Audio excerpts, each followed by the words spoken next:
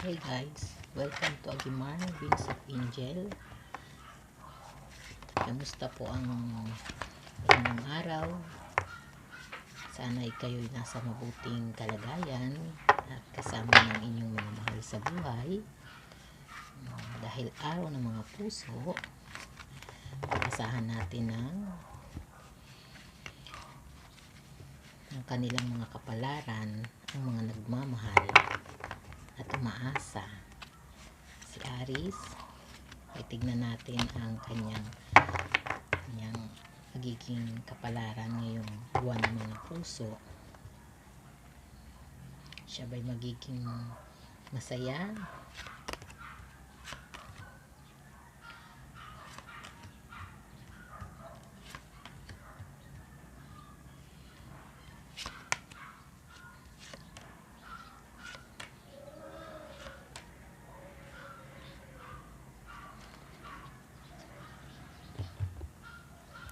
Nakikita ko sa kanyang baraha na ang kanyang mga plano at pangarap sa kanyang buhay bilang isang nilalang o isang mabuting tao ay magkakaroon siya ng isang maganda at maayos na pananaw sa buhay niya. Yung mga dating gumugulo sa isip niya ay maiaayos niya na. Kumbaga nagmamature na si Aries ngayon at inihahanda niya ang plano niya para sa kinabukasan niya o yung magiging plano niya para sa kanyang hinaharap. Siguro nakita na ni Aries ang kanyang paglalaanan ng kanyang panahon at oras. Yung mga pagsubok sa buhay ni Aries ay parang napakadali na lang para sa kanya. Wala na siyang wala nang dahilan para siya ay magkaroon ng panghihina na sumabak sa kanyang mga pagsubok na nakaharap sa buhay niya. Dahil ang pagiging mabuting tao ni Aries ay ipinapanatili niya sa kanyang puso ang pagiging matulungin, ang pagiging mapagbigay, ibabalik sa kanya ng Panginoon. Dahil andito yung Ten of Pentacles at nakikita ko sa kanya na yung pinapangarap niya, ipinaplano niya ng tama. Yung kanyang personal na buhay sa ngayon, hindi niya pa binibigyan ng panahon, hindi niya pinibigyan ng plano kasi parang nakalaan pa siya sa pagtulong. Marami pa siyang gustong gawin sa kanyang buhay. Marami pa siyang gustong i-achieve o mga plano, mga pangarap na gusto niya pang maabot. Si Aries kasi talaga nakikitaan mo siya ng mataas na level ng kanyang mentalidad. Hindi siya yung tipo ng taong nakokontento na kung ano yung meron sa kanya. Tsaka yung mga pagsubok sa buhay niya, hindi niya nagiging dahilan para yun yung paraan para siya ay sumuko. Sa pag-ibig, hindi nakalaan o nakapokus ang isip niya sa relasyon. Mas nakapokus pa ang isip ni Aries sa pagyaman. Siguro talagang pasensya na dun sa camera ko ha. Siguro si Aries dumaan to sa maraming pagsubok na nagpatibay ng kanyang kalooban. Dahil sa nangyari, nagkaroon siya ng mga plano sa buhay na makakamit naman niya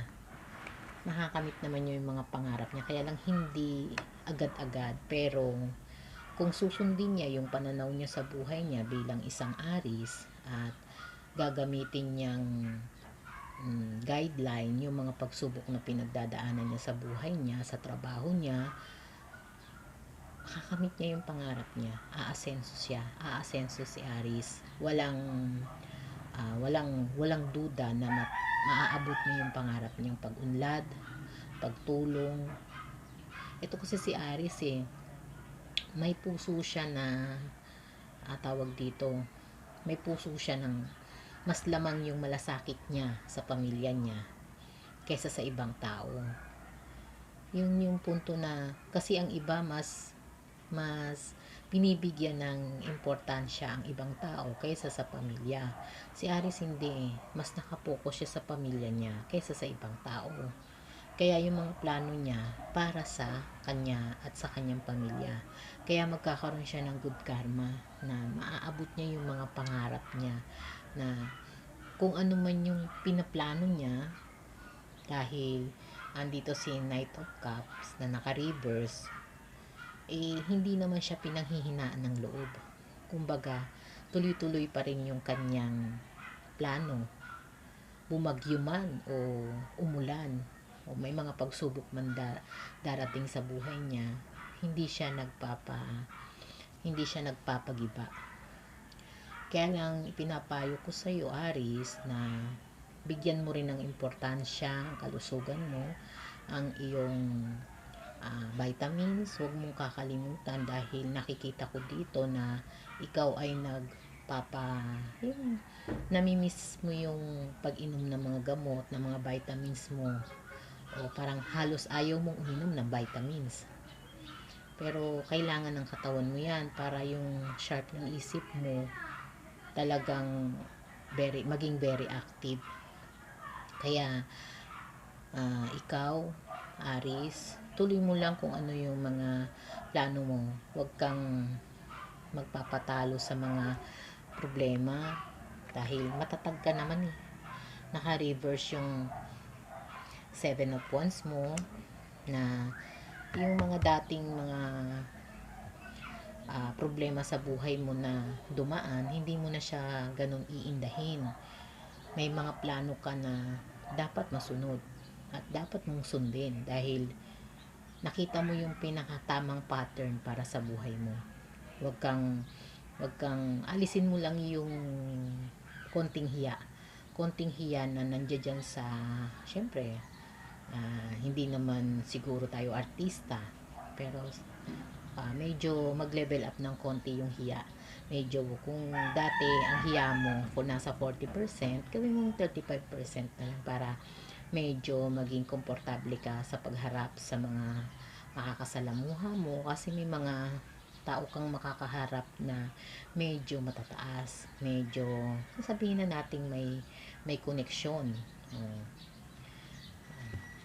Kaya yung plano mo, ano man ang plano mo sa iyong buhay at pamilya, igo mo lang. Huwag kang mag-aalinlangan kasi ginagabayan ka naman ng Panginoon. Pero huwag mong kakalimutan ang tumulong sa kapwa mo. Andito si King of Swords. Dahil naka-reverse si King of Swords, huwag mo masyado munang bigyan ng unahin yung tawag dito, yung masyadong okay lang na alisin yung hiya pero huwag masyadong malunod sa hiya. Tapos tawag dito, basta iplano mo lang yung tamang plano para sa kinabukasan mo at kinabukasan ng pinaglalaanan mo dahil hindi mo tinutuon ang isip mo sa love relation. Kumbaga nakapokus ka sa pag-unlad. Ito si Knight of Swords, nagmamadali to. Huwag mo masyadong madaliin yung pagyaman mo. Magtira ka rin ng kahit paano sa buhay mo o sa sarili mo. Wag mo masyadong madaliin kasi andito naman ang pag-unlad mo Kumbaga, ipinanganak ka ng Diyos na nakalaan talaga sa'yo yan. Yung mga plano mo, yung mga pangarap mo. Ito, mga kaperahan niya na magpapatunay sa'yo na talagang ang karunungan mo ay hindi ordinary. Ang katatagan ng kalooban mo, hindi ganun kahina.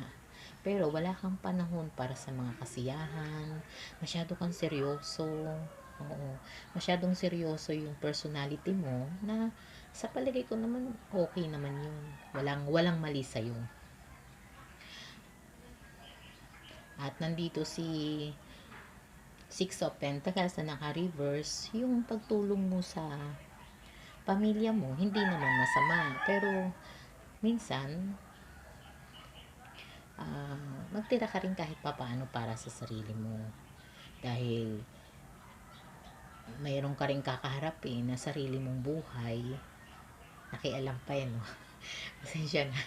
Oo, magtabi ka. Hindi naman masamang tumulong. Hindi naman bawal tumulong. Hindi naman masamang maglaan o magbalik ng tulong sa pamilya, sa magulang, sa mga kapatid, at sa iba pang mga kamag-anak na nakatulong sa iyo bago ka nakarating kung saan ka ngayon. Basta, ituloy mo lang kasi yung kapalaran mo, itinakda naman ng Diyos na may maunlad kang buhay. Hindi naman ganun kayaman. Hindi naman yung biglang bilyonaryo ka. Yung maluwag lang. Maluwag lang sa buhay mo. Maluwag lang na mabili mo yung mga gusto mo. Mabili lang yung mga pangangailangan ng pamilya mo. May maipon ka para sa kinabukasan mo rin o sa pagtanda ng magulang mo, pamilya mo, at sa sarili mo rin. Ang nakikita ko naman ngayon sa'yo, walang hahadlang sa kahit anong pangarap mo. Oo. Basta ang medyo maghinay-hinay ka dun sa mabilisang pag-unlad. Kasi sa mabilisang pag-unlad, parang dyan ka medyo uh, wag masyado para hindi magkamali. Ituloy mo lang yung mga goals mo sa buhay, mga plano mo, mga pangarap mo. Kung ano yung pangarap mo, yun lang ang gawin mo. Pangarap mo yun eh. At unti-unti maaabot mo yun. At hindi lang unti-unti kasi nakalaan talaga sa'yo yan eh. Nakalaan talaga sa'yo ang pag-unlad. Hindi ka nakapokus sa any kind of relation, personal na relation, love relation, hindi. Ang ang focus mo ay ang maunlad na pamumuhay. Oo, yan ang nakapokus sa isip mo. At saka ang nakapokus sa isip mo kung paano ka tutulong sa pamilya mo. Wala kang panahon sa mga kasiyahan. Wala kang dapat ipag-alala maliban sa kalusugan mo. Huwag mong kakalimutan uminom ng mga vitamins, mga food supplement para sa sarili mo kasi malaking bagay yan para sa iyo. Dahil ikaw yung tipo ng taong pag natulog ata kaunti lang. O sige guys, sa ngayon ito lang muna ang babasahin natin kay Aries. Good luck po sa inyo.